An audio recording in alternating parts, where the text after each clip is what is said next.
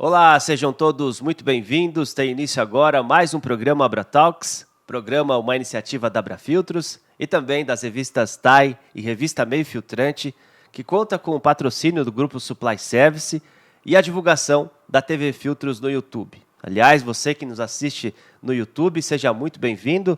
Você que nos escuta através do Spotify também, seja muito bem-vindo a esse que é o episódio número 9 do nosso podcast, do nosso videocast. E é muito bom recebê-la aqui novamente. Ao longo desse ano, nós temos aí debatido mês a mês, a cada episódio, um tema diferente, muitos convidados, profissionais, especialistas em diversos assuntos. Fica aqui o convite para que você navegue pelo nosso conteúdo e compartilhe nas redes todo o nosso material. É um prazer recebê-lo aqui a cada mês. Hoje, mais um assunto, mais um tema. Falaremos sobre governança familiar e a sua importância para os negócios.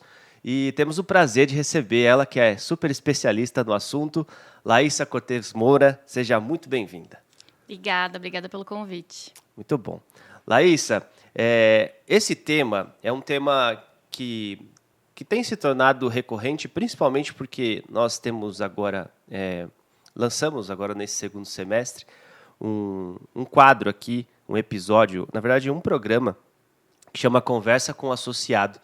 E aí a gente tem recebido as empresas, conhecido as histórias das empresas, e a gente tem percebido que até muitos dos associados da Abrafiltros têm o histórico de empresa familiar, ou a sua formação como empresa familiar. E aí eu falei assim, eu acho que talvez seja uma oportunidade da gente debater esse assunto, que a gente nunca conversou antes sobre isso, tanto em programas anteriores, como até o próprio AbraTalks. E aí eu confesso que eu te stalkeio há muito tempo, sei da sua habilidade, do seu conhecimento no tema. E aí falei, vou convidar a Laísa, que bom que você aceitou. Eu tenho convidado a Laísa há um tempo já, confesso, mas ela aceitou. Então, vai ser muito legal o nosso bate-papo, principalmente para você compartilhar todo o seu conhecimento. Vi que você recentemente até publicou, fruto de um MBA que você fez na USP, um estudo bem interessante na área. Então, a gente vai navegar por todo esse conhecimento. Mas eu acho que o nosso pontapé inicial aqui é te conhecer um pouquinho do porquê que você escolheu desbravar essa área. Conta pra gente. Legal, de novo, obrigada. E você vai perceber na nossa conversa que não é à toa que grande parte dos associados são de empresa familiar, mas a gente vai chegar lá. Boa. Na verdade, assim, acho que eu brinco que eu não escolhi, né? Eu fui, de fato, escolhida. E a história é um pouco longa, então, para dar uma resumida, eu tenho alguns chapéus, né, nessa trajetória. Então, eu sou membro de empresa familiar, tanto do lado da minha mãe quanto do meu pai. E isso me ajudou muito e me ajuda principalmente a entender a questão das relações e as complexidades. Eu atuo como responsável de governança familiar em uma família aqui no Brasil.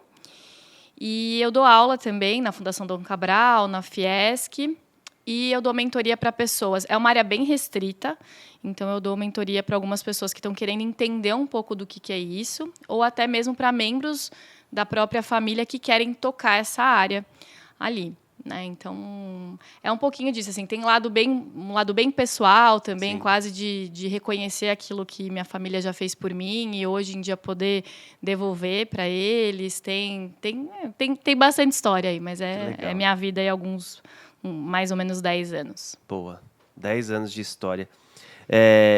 Laísa, a gente vai... Eu fiz uma sequência aqui para a gente não se perder. Tá bom. E porque eu juro que eu queria perguntar tanta coisa, mas eu tive que me controlar. E aí a gente vai, ao longo do nosso papo, interagindo aqui para solucionar qualquer tema ou assunto que eu tenha dúvida, enfim, que eu pesquisei aqui. Mas eu acho que, para a gente começar, o que caracteriza uma empresa familiar? Qual é a estrutura, assim, para eu falar, essa é uma empresa familiar? Olha, você comentou um pouco da tese do MBA. Na academia, a gente tem várias definições, né? Então, a gente pode falar que uma empresa familiar ela pode começar né, com 2 irmãos, 3 irmãs, né, começar entre família.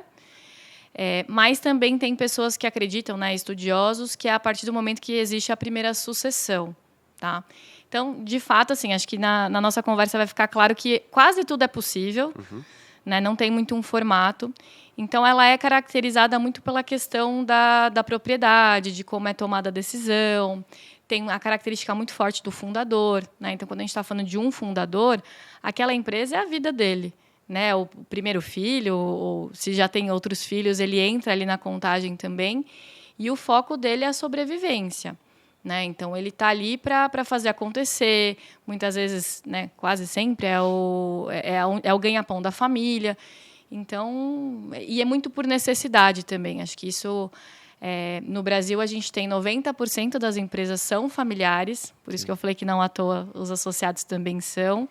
Que elas representam 65% do PIB do país. Uau. E empregam 75% da força de trabalho. Então, eu sempre brinco, ou você é de uma empresa familiar, ou você trabalha ou você vai trabalhar. Assim, não tem muito como fugir dessa estrutura. Assim. Sim. E uma empresa, ela pode não ser familiar e se tornar familiar ao longo do tempo? Pode. Isso vai ser muito da definição mesmo, assim, do fundador, tá? Ou da família.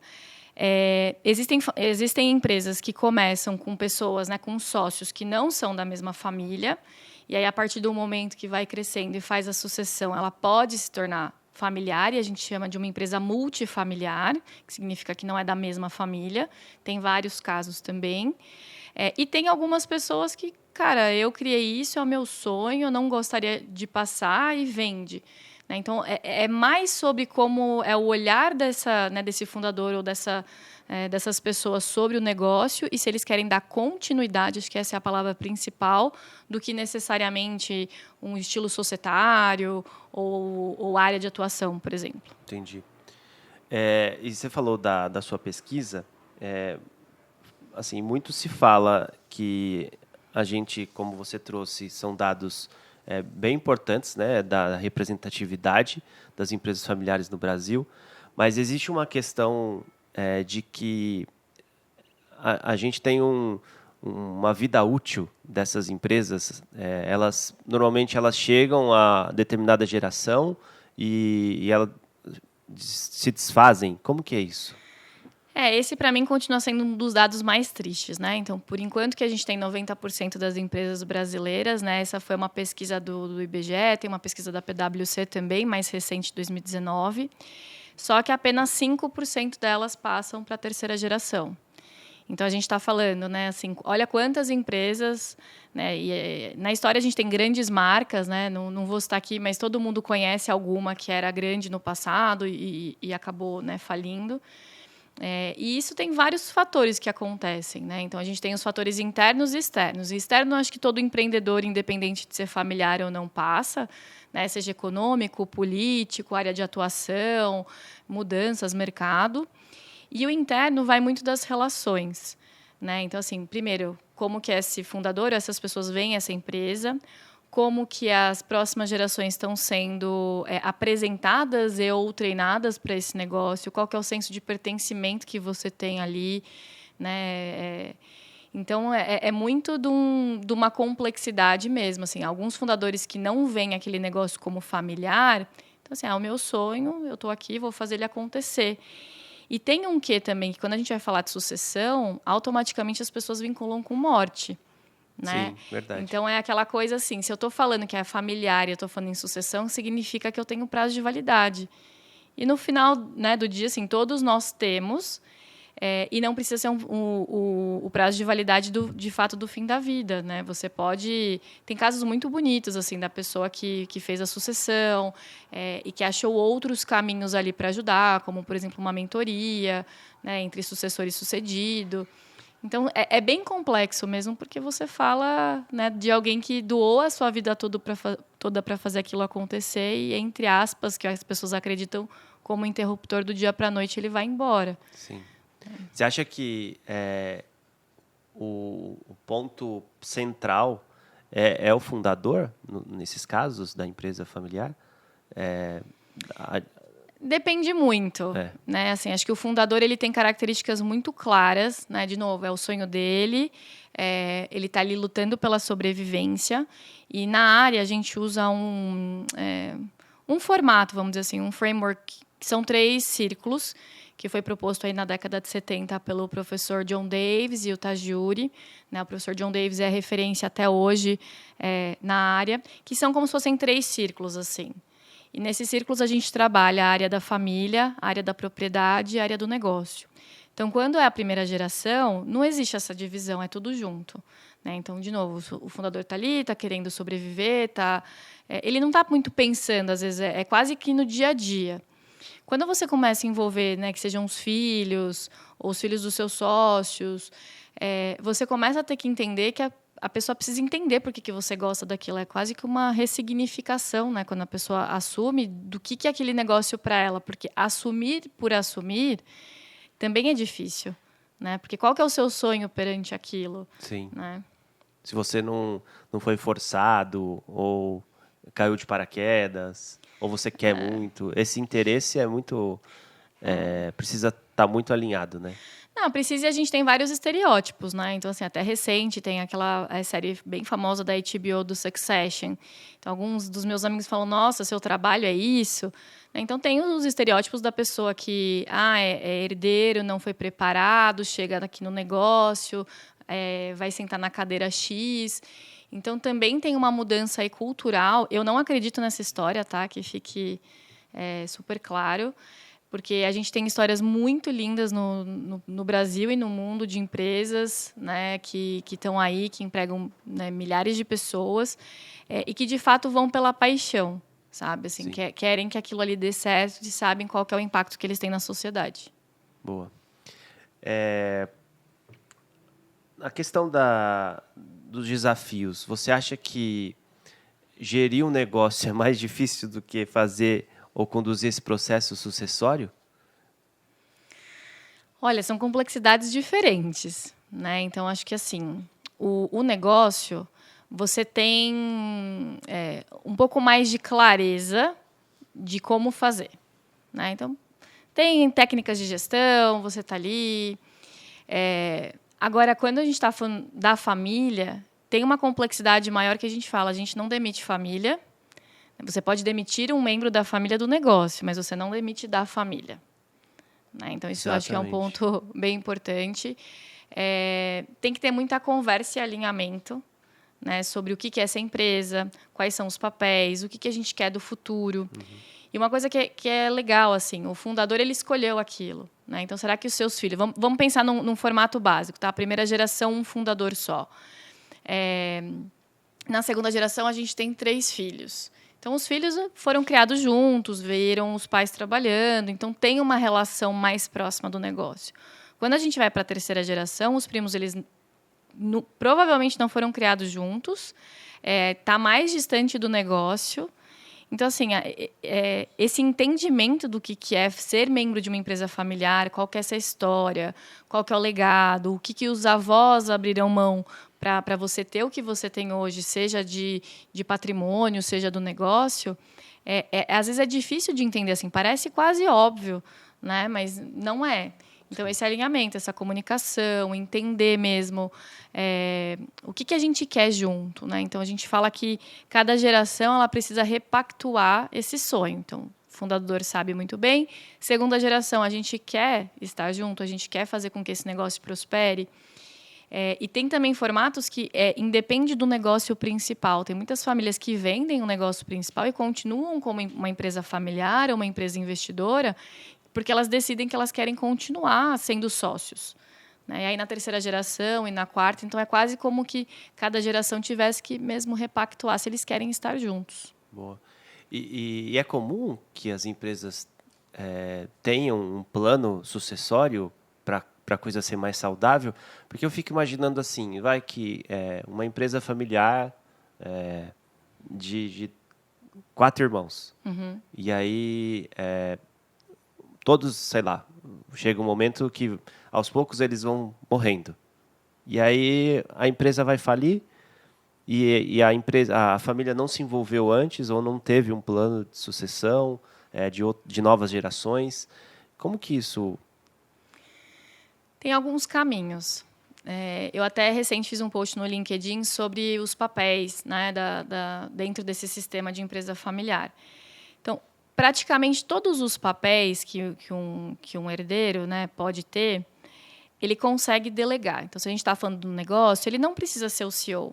Ele pode trazer um profissional externo de mercado para, né, para fazer o negócio, para gerir, etc.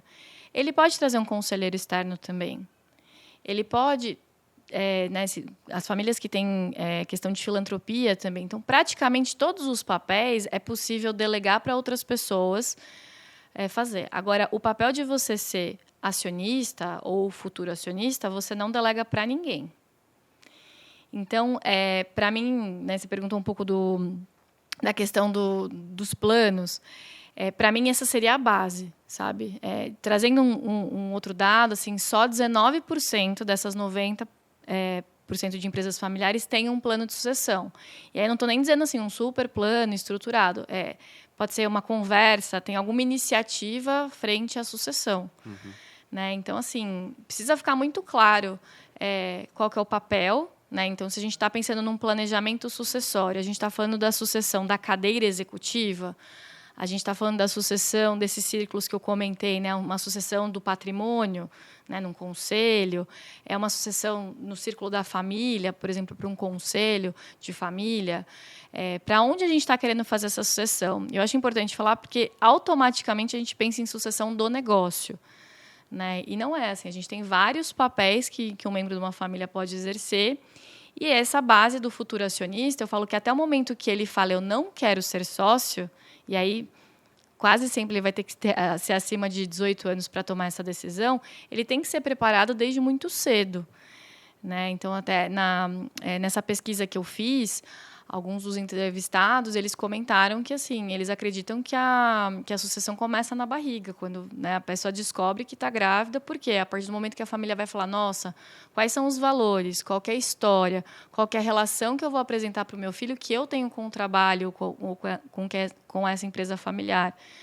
Né? Então, assim, a gente tem várias formas de fazer essa sucessão, esse planejamento eu vou chamar de desenvolvimento mais do que o plano sucessório. Então, legal, podem ser ações pequenas, né? O Santo Agostinho tem uma frase, né, que diz mais ou menos que a gente só ama aquilo que a gente conhece. Então, como que eu vou apresentar para uma criança um negócio que eu não valorizo, que eu tenho, muitas vezes, mágoa da história, que eu não me sinto pertencente? Então, pode ser uma ação simples de, uma vez por ano, você levar, né, as crianças para conhecer o negócio. E que, olha, eu tenho uma bandeira bem forte do desenvolvimento com as crianças e adolescentes, mas pode ser uma coisa muito pontual, sabe? Que aí a criança tem essa memória de, nossa, eu fui na fábrica e peguei um amendoim, né? Meu pai, meu avô, minha avó me mostraram como que funcionava aquilo. Então, a gente tem desde uma coisa mais lúdica, trabalhando valores, história e pertencimento, desde sempre. Conforme... quase, eu falo que é um RH de uma empresa. Né? Conforme o jovem vai crescendo, você pode falar ali de uma orientação de carreira. E é bem importante essa pessoa escolher aquilo que ela quer para a vida dela, né? Que foi um pouco do que você comentou. E se a gente não tem alguém para essa cadeira? Né? O que a gente faz? Tipo, esses critérios para escolher ou para saber que eu posso ser um sucessor ou ser escolhido. Quem que escolhe? Ou como é avaliado isso? Por quem? Depende muito da família, né? Não tem uma receita e não são critérios claros, né? Então, assim, estou trazendo para vocês um pouco que essa base de desenvolvimento de futuro acionista, eu acho que ela é extremamente importante para todo mundo, né? E ela é para o resto da vida. Né? Você precisa aprender a ser sócio, a conviver com seus irmãos, com seus primos e com a complexidade que tem do negócio. Agora, a carreira tem famílias que têm pessoas, né, no caso, dedicadas a isso, a olhar junto com consultorias, enfim, fazer mesmo um plano de desenvolvimento individual, olhando para as potencialidades, né, competências. E tem gente que você não tem muita escolha, assim, você é meu filho único e vamos lá, sabe? Então, hoje tem mudado um pouco, né? Até as conversas mais recentes, assim, do quanto a área tem trabalhado e desenvolvido os temas mesmo de desenvolvimento, de sucessão, desses possíveis papéis, do que é importante, né, para esse futuro acionista, mas não é muito claro. Então, assim, é um pouco mais claro quando é uma cadeira executiva. Né? Então, a gente sabe, dentro da empresa, se você fosse contratar um gerente, um diretor, um executivo, um CEO, quais seriam os pré-requisitos. Então, muitos seguem esse plano sucessório a partir dali. E às vezes, faz até um movimento inverso. Né? Qual que é o job description, o que eu preciso e como que a gente desenha para essa pessoa chegar lá. Tem famílias que abrem cadeiras, né, espaço dentro da empresa por ser um membro familiar. Não é a nossa recomendação da área. Até, de novo, né, fugir um pouco daqueles estereótipos que a pessoa está ali porque é filho do dono e não é competente. Então, a meritocracia é muito importante. Entender que aquela pessoa está ali porque ela é boa para estar ali, sabe? Ela não é só porque ela é filha do dono. E tem várias entradas. A gente pode ir para um conselho e deixar a gestão... eu também tenho um termo que muitas pessoas usam de vamos profissionalizar a empresa. Eu não gosto... Né, particularmente porque parece que a família não é profissional. Sim. E, olha, eu acho que não tem ninguém que vai conhecer melhor o seu negócio e dar tudo o que poderia dar do que a própria família. Então, assim, podemos trazer um executivo de mercado, né, para estar ali, para tocar, porque, às vezes, assim, dentro das habilidades que eu preciso, essa pessoa está muito mais preparada do que eu, e eu vou para o conselho, eu vou para o meu papel de acionista, eu vou ficar ali cuidando da lojinha mesmo, sabe? E você trouxe uma experiência própria desse movimento que você fez de começar na empresa familiar e sair para fora, literalmente, e ganhar essa bagagem. E não sei se um dia você vai voltar. Isso é comum? Não sei se em grandes empresas, talvez por ter uma governança já estabelecida, talvez não seja muito, mas para empresas menores, de pequeno porte, ou não tem muito a ver? Esse movimento é natural? Ele é saudável, né? Vai de cada caso, tá? Tem famílias e empresas que são maiores, que têm critérios muito bem definidos de entrada, e algumas famílias, nenhum membro da família pode trabalhar ou fazer estágio, ser trainee, nada. Então, é muito claro, olha, a família não entra aqui. Legal. Tem outras famílias que, sim, querem que esteja todo mundo lá e coloca, né, todos os ovos na mesma galinha, que também não é indicado. E tem famílias mais flexíveis. Acho que, no meu caso, por ser a filha mais nova, eu tive, acho que, um pouco de sorte também. Mas, pelo perfil dos meus pais, eles sempre me deram muita liberdade, né, quase assim, olha, a porta está aberta, sim, mas se você quiser conhecer outra coisa, pode ir. E aí é curioso, porque eu falo assim, quando você entende qual que é o seu talento, é muito mais fácil voltar. Então, faz alguns anos que eu venho trazendo essa consciência de a gente precisa ter governança, o que é governança familiar, como que os membros da família que não estão no negócio podem atuar. Então, levantei algumas dessas questões, né? E hoje, fico super feliz de falar que eu contribuo no meu melhor com eles. Né? Então, para uma das empresas, a gente montou a governança, instituiu um conselho com mais de uma geração. Eu atuo com uma pessoa da primeira, segunda, terceira geração. Então, eu sou a terceira, eu atuo com segunda também, da gente pensando nas atividades. Então, é legal, porque eu não estou no negócio, eu não entendo... do dia a dia do negócio, mas é super importante no meu papel de futuro acionista saber ali o que é essa empresa, qual é o resultado, o que eles estão olhando, qual que é o futuro, e aí eu entro bem na questão da família. Tipo, vamos trazer todo mundo junto? Vamos entender? E a gente fez um evento muito legal esse ano, né, de uma comemoração de um marco bem importante de 50 anos. E foi bonito ver que era um fim de semana super simbólico e tinha a esposa do meu primo ajudando a fazer a apresentação, porque ela adora PowerPoint e trazia uma visão de marketing que eu, por exemplo, não tenho. a minha irmã indo montar as coisas de um jeito mais delicado, bonito, que ela é super criativa, né? Em trabalhar com meu irmão e com meu primo ali numa apresentação. Então, é gostoso você ver. Acho que tem quase que você tira uma venda do julgamento de que essa pessoa não serve para este lugar, porque ela não está no dia a dia, ela não sabe do que ela está falando, para agregar mesmo quais são os talentos. Assim. Então, enfim, sou super orgulhosa de conseguir hoje ter voltado para a minha família também. Que legal.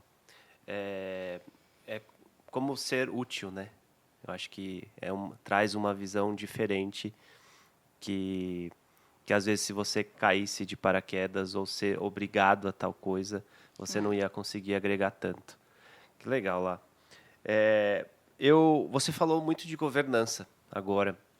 E eu acho que era legal você contar um pouquinho, acho que o que abarca esse guarda-chuva da governança e aí focar na questão familiar.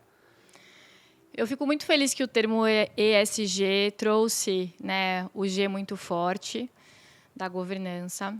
O que é mais conhecido, né, é a governança corporativa, que grandes e a maioria das empresas, né, estão caminhando para ter. E né, a gente tem a governança corporativa, familiar e a societária. Querendo ou não, as três têm mais ou menos aí o mesmo objetivo, né, que é de definir os objetivos, de você dar direcionamento mesmo, saber tomar as decisões, entender montar a sua estrutura. Mas a familiar ela tem essa particularidade de gerir mesmo a família. Então, do negócio, por enquanto, que às vezes você consegue colocar estruturas muito claras, né, de acompanhamento, parte fiscal e etc., é bem mais prático, vamos dizer assim. E a societária também. Né? Agora, a familiar, a gente tem uma questão de gerir também as relações, que é um pouco do que a gente está conversando até agora, tudo bem, como que essa família, então, ela se relaciona com o negócio? Como essa família se relaciona com a propriedade? Como essa família está sendo preparada para assumir alguma cadeira? Como que a gente apresenta a empresa para essa, né, pensando numa terceira, quarta, Sim. quinta geração, como que você traz para perto? Né? E tem a dificuldade também como você traz para perto quando a regra é muito clara de que as pessoas não podem trabalhar ali também. Então, como que você gera esse senso de pertencimento? Né? Então, ela ajuda, se eu fosse falar numa palavra só, ela realmente ajuda a organizar o que é aquilo. E tem uma analogia que eu gosto bastante, que é você saber quais são as regras do jogo. Né? Então, o que é esperado de mim? Que jogo que a gente está jogando? Quais são as regras que a gente vai estabelecer? O famoso combinado não está caro. Então, não sai caro. Então, quando a família olha para esses objetivos e fala, olha, como que a gente vai tomar decisão dentro de um momento de conflito? Como que a gente vai resolver? E aí até vou puxar o gancho aqui, que muita gente acha que esse formato é só para empresa grande, para a família que está... Né? A família que a empresa é muito bem estruturada, que tem... Não, assim, eu falo, antes você começar, e de novo, de uma forma super simples, que é ter essa conversa, de entender para onde a gente quer ir, quase como uma missão, visão, valores de uma empresa. É mais fácil, porque quando vem o conflito, vocês acordaram, quando vocês estavam bem, como vocês iam resolver esse conflito. Então, é muito mais fácil, assim, você envolve... Né? O que eu acho bonito da governança familiar é que você pode envolver todos os membros da família de todas as idades para construir esse processo. E aí fica muito mais fácil você falar, tudo bem, eu me comprometi que perante uma briga eu vou parar e a gente não vai falar mais desse assunto, daqui 15 dias a gente volta para falar. Então, ajuda a harmonizar mesmo as relações. E você falou que toda empresa pode ter, e seja o porte que for, mas essa estrutura interna, ela pode ser interna, talvez comandada pelo um membro da família que tem conhecimento, ou ela é muito mais eficaz se ela acontecer por uma estrutura externa, sei lá, uma consultoria, ou uma própria área interna da empresa que faz só isso? É importante a gente entender qual que é a cultura da família. Né? Então, assim, se a gente pegar um pouco no Brasil, são poucas as empresas que têm uma estrutura como, por exemplo, a que eu trabalho, que eu sou responsável por essa área. Então, vamos falar aí que são menos de 10 empresas no Brasil que têm profissionais dedicados, que seja part-time ou full-time, para estar ali olhando mesmo a governança familiar e a intersecção que tem com a propriedade com o negócio.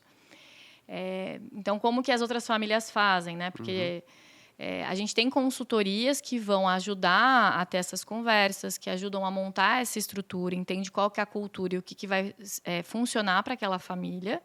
E aí algum membro da família toca. Tá. E aí ele não precisa assim, eu assumi essa cadeira. Pode ser um formato mais simples, né? Então, eu estou num conselho consultivo do negócio e vamos trazer um conselho de sócios, onde esse conselho de sócios, na minha pauta, eu vou ter temas de sociedade e temas da família. E aí, até para ilustrar um pouco, assim, o tema de família pode ser... a gente tem uma casa conjunto na praia e quais são as regras de convivência dessa casa. Tem um jovem que demonstrou interesse em fazer um estágio na empresa, mas a gente nunca fez isso. Será que a gente abre? Será que não abre? Isso passa pelo RH?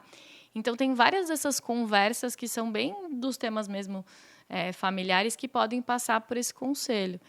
Então, o mais comum, né, hoje, pelo porte das empresas, é trazer essas consultorias. Tem algumas instituições que ajudam, né?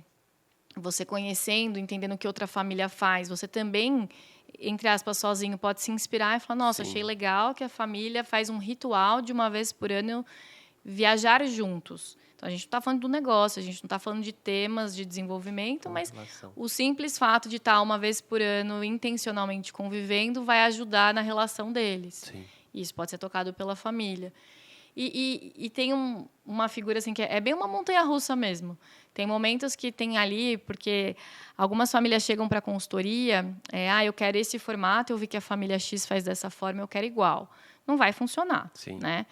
Então, assim, às vezes a gente monta a estrutura, está rodando, acontece alguma coisa. Pode ser, às vezes, infelizmente, uma morte, alguma coisa do negócio, ou pode ser até porque a família não está com energia para olhar para aquilo no momento. Então, a estrutura está lá, mas o engajamento cai.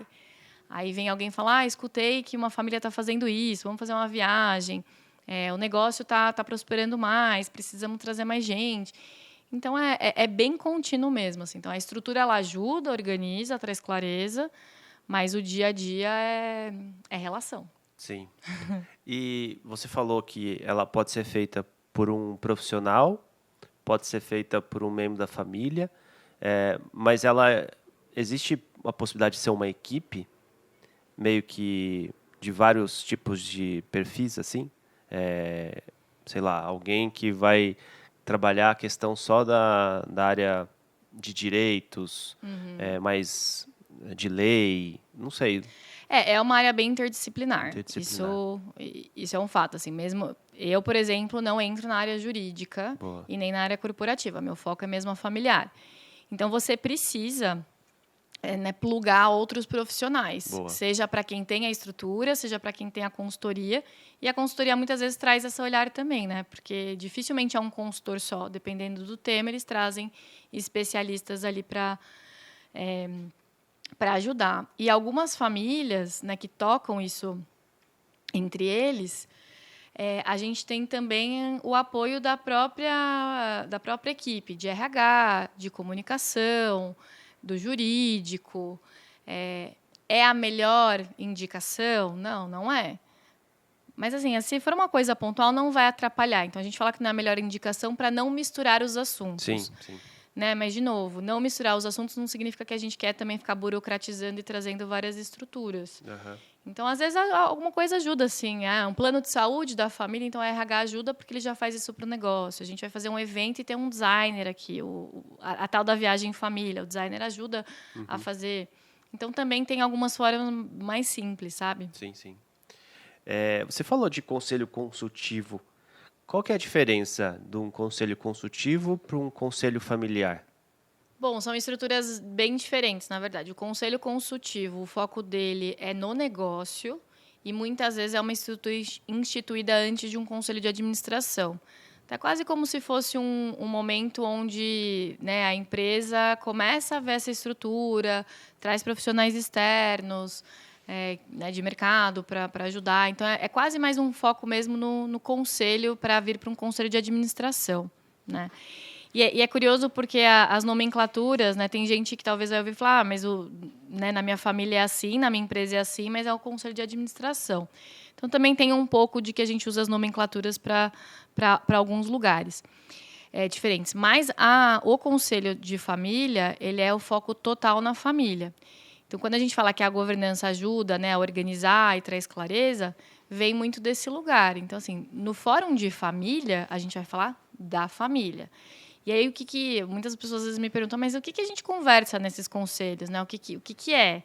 Então, pode ser desde temos uma casa conjunto na praia e a gente vai estabelecer as regras de convivência dessa casa. Um jovem da terceira geração que está mais afastado demonstra interesse de conhecer a empresa mais de perto e falar, será que a gente não pode fazer um estágio? A empresa não tem esse formato. Sim. Então, às vezes, a demanda vai ali para o conselho de família e eles começam a pensar o que daria não para fazer, sem interferir no negócio, agregando. Então, é bem trabalhado essas questões de relação, de desenvolvimento e também visão de futuro, né? Porque eu acho que é muito comum a gente falar de qual que é o planejamento estratégico, qual que é a visão de futuro do negócio, mas a família também, né? Linkando com um pouco do que a gente conversou de qual que é o sonho, como que a gente prospera, a gente quer continuar junto, a gente vai fazer a viagem de, sei lá, final de ano, de carnaval, passar o Natal. Então, são temas mesmo com foco em família. Legal. A gente já está quase chegando no nosso final aqui e eu queria que você conversasse com quem, sei lá, quer começar a fazer ou implantar a governança familiar na sua empresa. Que dicas você daria? Legal, são várias. Na verdade, eu acho que é muito importante a gente saber que a gente não está sozinho, né? Então, assim, a minha primeira resposta vai para o foco de quem está ouvindo a gente, que é membro de uma empresa familiar. Então, muitas vezes a gente está em casa achando que só a gente está passando por aquilo, né? E a gente tem algumas ajudas, né, no Brasil e fora também para essas situações. Então, por exemplo, tem uma associação que chama FBN, que é Family Business Network, e é uma associação com foco em empresas familiares. E o que eu acho mais legal é que, por mais que se fale de temas de negócio, de sucessão, é um fórum da família. Então, todos podem participar, independente de participar ou não do negócio. Ali é trocada essa questão das relações, como que faz. E é quase mesmo essa sensação de, nossa, eu não estou sozinho, os outros passam. Né? Foi a história que logo que a gente começou a conversar, eu contei quando eu ouvi, né, nos Estados Unidos o pessoal trocando bem abertamente o que era, né, ser membro de uma empresa familiar, o que tinha sido a briga. Então, é um lugar muito gostoso de você poder ser você mesmo e poder falar que você é membro de uma empresa familiar, porque também tem isso aqui acho que pode ser cultural, né? Quando a gente fala, eu sou de uma empresa familiar, herdeiro, não tem problema na vida, tá com a vida ganha. Então, também é um lugar para você poder falar das suas dificuldades, né? Então, acho que essas associações ajudam e ela está no mundo todo. A gente tem alguns cursos, né, como se fosse assim, qual que é o passo 1, como que eu começo, o que é governança familiar, societária e corporativa. Então, a gente tem a Fundação Dom Cabral, tem o ISE, o INSPER, o próprio IBGC, que tem foco bastante corporativo, mas também tem, né, os cursos familiares, Fiesc, Fiesp, enfim, são vários, até para não esquecer. E fora do Brasil também a gente tem várias instituições que têm esses cursos, né? Então, Harvard, MIT, IMD, Kellogg. Então, acho que uma simples busca ali de empresas familiares, cursos de empresas familiares tem. Acho que uma coisa que a gente está enfrentando um pouco para o pessoal que já está na área há mais tempo é que muitos dos cursos ainda são mais básicos. Então, eu sempre, que eu estou com os colegas da área, eu falo, a gente podia ter o passo 2, 3, como desenvolver os executivos também, mas já tem bastante coisa no mercado. Tem alguns livros também, Depois eu vou disponibilizar para quem quiser a tese que eu fiz do MBA, é curtinha, então, e está bem ali claro um pouco do que é esse desenvolvimento que a gente estava falando, por onde começar, com que idade. Mas tem os livros do Renato Benhoft, tem um bem legal que saiu da Harvard Business School, que é o The Family Business Notebook, que é em parceria com um sócio da Bain & Global, que é uma consultoria. Tem a própria consultoria do John Davis, que é a Cambridge. Então, tem vários caminhos mesmo. Assim, Mentoria hoje. também, né? Mentoria também. Legal. E aí, são algumas mentorias, né? No caso, a que eu faço é muito para apresentar a área para as pessoas que querem entender, né? Ou trabalhar, tipo, será que eu tenho um perfil? Porque isso é uma coisa legal, assim. A gente não tem hoje uma formação específica para um executivo de empresa familiar, né? Para um executivo que queira trabalhar como empresa familiar. Uhum. É diferente de curso de conselheiro, que hoje a gente tem alguns, mas para executivos que atuam diretamente com a família, não. Então, é muito mais uma coisa comportamental do que técnica, né? Então, essas mentorias acabam ajudando a você entender assim, quais são as nuances, quais são as delicadezas. Você tem que saber que você está entrando ali numa família, que essa família não é sua, né? Que você não toma partido, de ser profissional, de trazer, né? Tocar o bumbo quando precisa tocar, recuar porque a família não está com energia. Então, a gente acaba se ajudando bastante, né, na área quem atua.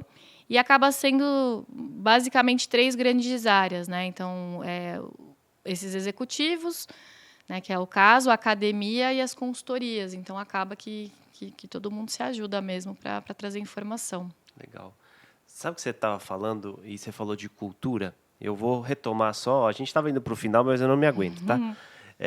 Tem um lance que eu tentei agora me colocar no lugar de um colaborador de uma empresa familiar. Você acha que existe ou não existe, ou você não tem essa análise desse viés que eu vou trazer, mas existe alguma característica comum às empresas familiares? Eu digo mais de cultura, assim.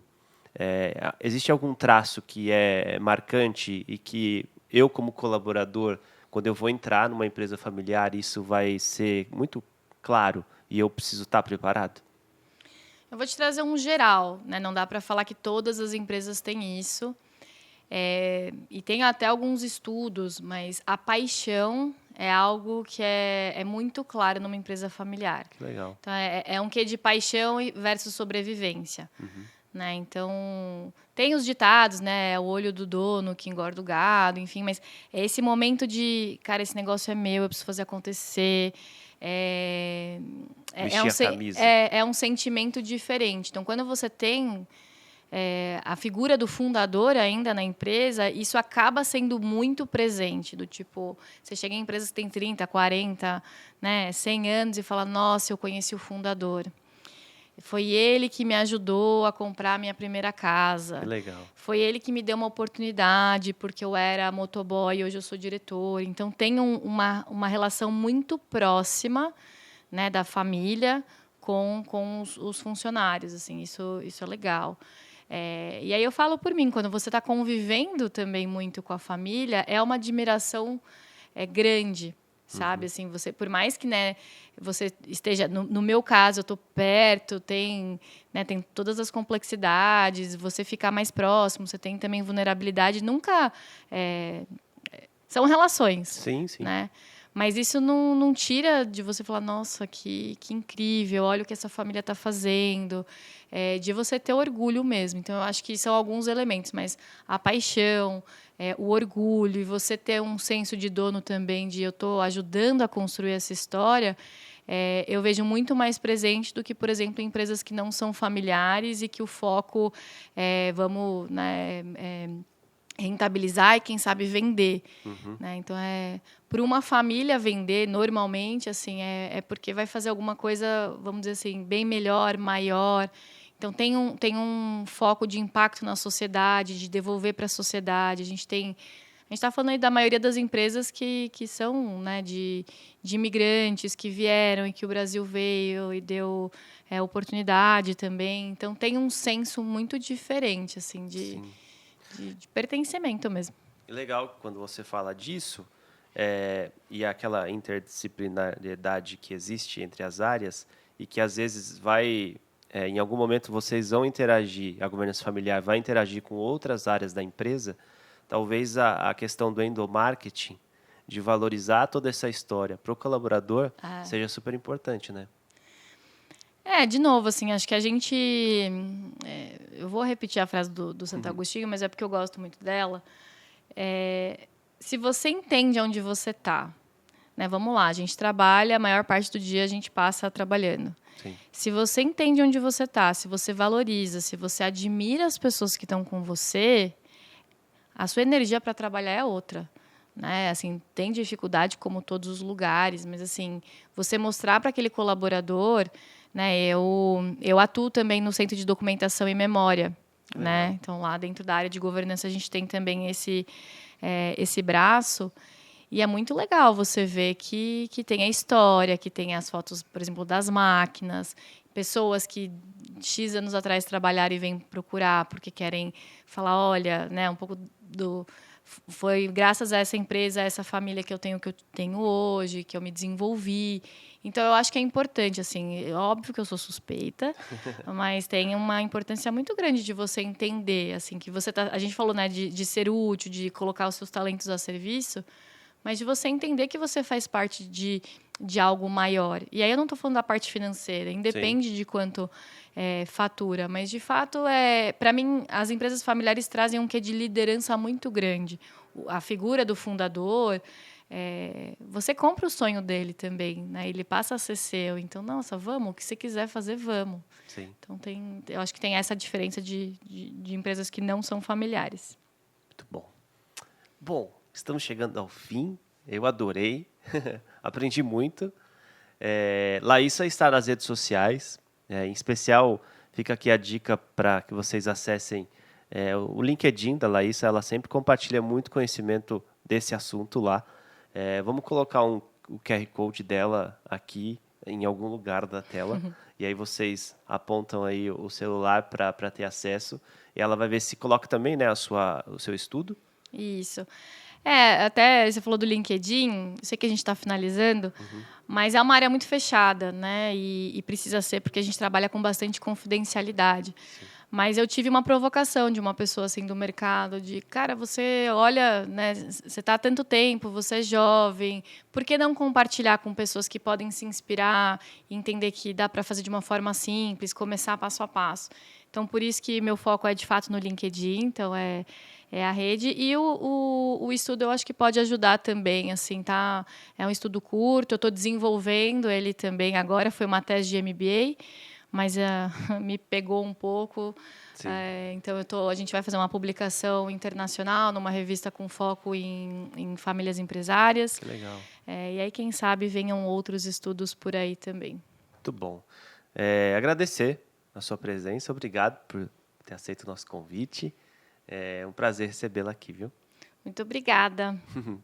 Gente, esse foi o nosso episódio número 9 do programa Abra Talks. Se você gostou, curta, compartilhe, ative o sininho para sempre receber aí os novos conteúdos. Mas foi um prazer ter vocês aqui conosco e até o próximo episódio. Tchau, tchau.